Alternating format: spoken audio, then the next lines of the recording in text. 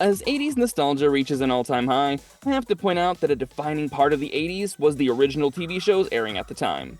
We had Cheers, The Golden Girls, Magnum P.I, Miami Vice, ThunderCats, Inspector Gadget, and more. Whatever the genre was, TV shows of the 80s had a unique way of pulling the viewer into their world and forging an emotional connection. Among all these stellar hits, one of the shows that managed to gather a cult following is the action drama Knight Rider, starring David Hasselhoff as Michael Knight, a vigilante who fought crime with the help of KITT, a technologically advanced, artificially intelligent, nearly indestructible car. Since the 80s, the show has tried to come back with little to no lasting success, but there's news that a new reboot in the form of a movie might be on the horizon. Without any further ado, let's find out everything we can about it. I can't stop it! The legacy of the original Knight Rider. If you haven't had the pleasure of knowing Knight Rider yet, let me be your guide. The show starts with billionaire Wilton Knight rescuing Detective Lieutenant Michael Arthur Long and giving him a new identity and name, Michael Knight, after a near-fatal gunshot. Wilton recruits him as the field agent for his organization, the Foundation for Law and Government, in short, FLAG, and equips him with Knight Industries 2000, aka KITT, an artificial intelligence and highly advanced Pontiac Firebird Trans Am. Created by Glenn A. Larson, Knight Rider leaned into its iconic opening narration, which introduced Michael Knight as a champion of the innocent, the powerless, and the helpless in a world of criminals.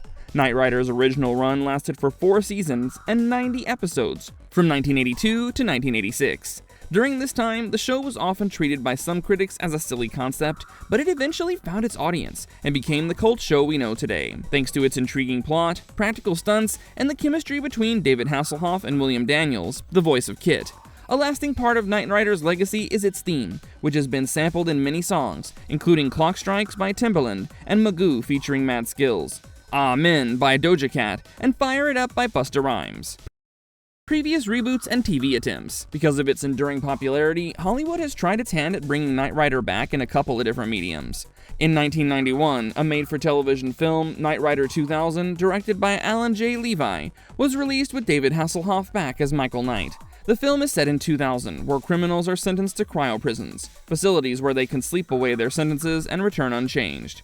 A criminal, Thomas J. Watts, assassinates the mayor after his release from prison and begins working with corrupt policemen to rearm criminals in the city. Watts shoots police officer Sean McCormick once she stumbles onto this conspiracy. Doctors save her by implanting a microchip into her brain, and she wakes up not remembering the details of her attack. Meanwhile, Knight is brought back to test drive the new FLAG prototype, the Knight 4000, under his old boss Devin Miles and Miles' partner Russell Maddock. He's furious when he learns that KITT has been dismantled and works toward rebuilding KITT's AI. One of KITT's chips was the implant in Sean's head, so Michael links KITT to the chip, and KITT helps her get back her memories. Once Sean remembers the conspiracy, she teams up with Michael and KITT to defeat Watts.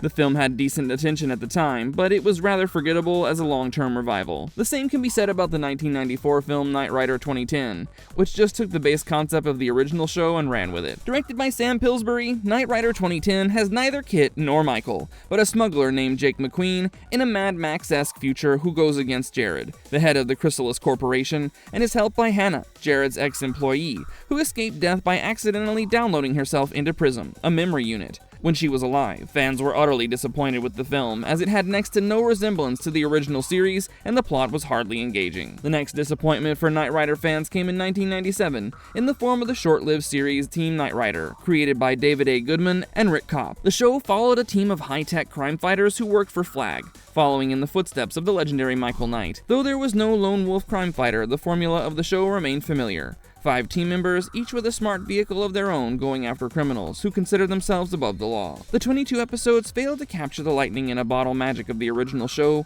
and fans who had been expecting Knight Rider levels of intrigue were let down. The show is not that bad on its own, if you ask me, but when compared with Knight Rider, it falls short. Last but not least, we have the well-budgeted 2008 reboot, Knight Rider, developed by Dave Andron.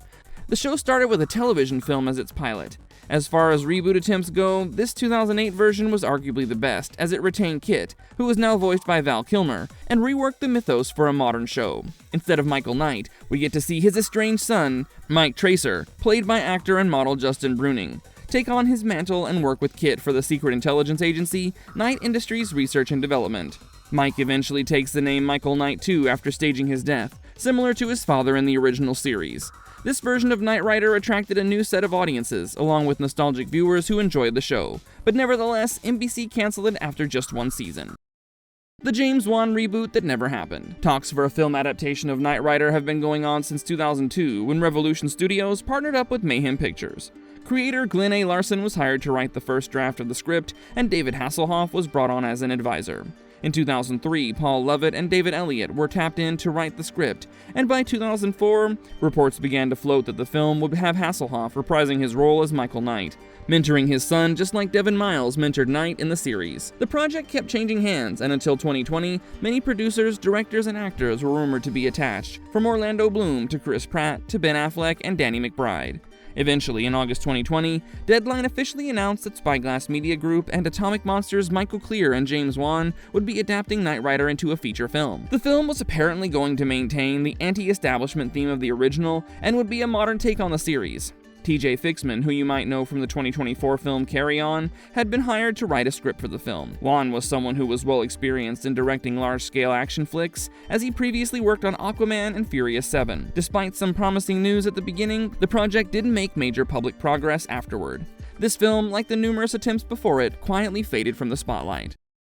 Cobra Kai era. In 2025, 4 long decades after the iconic series, The Hollywood Reporter announced that the creators of Cobra Kai, Josh Heald, John Hurwitz, and Hayden Schlossberg, were in early talks to write and produce the Knight Rider movie, with Schlossberg and Hurwitz also in talks to direct. Just from everything I've said so far, you should know that it's been hard getting this project off the ground. But if anybody can do it, it's this trio. They managed to capture the nostalgia of the Karate Kid, include new characters and plot lines, and still respect the original films. The film is being developed at Universal Pictures, with 87 North and Spyglass also involved. We have no idea what the plot's going to be about, but reports say that the project continues from an earlier script written by Kevin Burrows and Matt Miter, who previously worked on the TV series Don't and Gentlemen Lobsters. Considering that we know nothing else about the film and that no cast, release date, or plot has been officially confirmed yet, it's safe to say that the movie is still in an early development stage. If everything goes well, we might expect it sometime in the late 2020s, but for now, that's only an estimate, not a confirmed release window.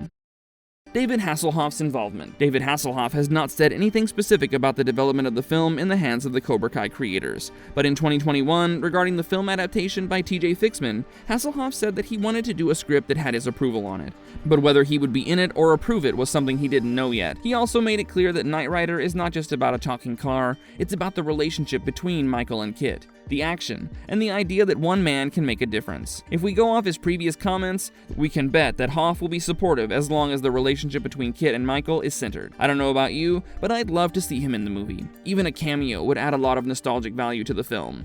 Unfortunately, that's all we know about the film right now. Despite previous failures, I'm strangely optimistic about this attempt, as I really trust the creators of Cobra Kai with handling a franchise that has a lot of legacy. If I had to take a guess, I would say the plot could focus on Michael Knight learning to trust KITT in a world full of malicious AI. Since we're in a world populated by different AI, this might really work. What are your thoughts on the plot of the upcoming film? Let me know in the comments below, and if you liked the video, smash that thumbs up and subscribe to this wonderful channel. We'll soon be back with more awesome stuff, but until then, goodbye!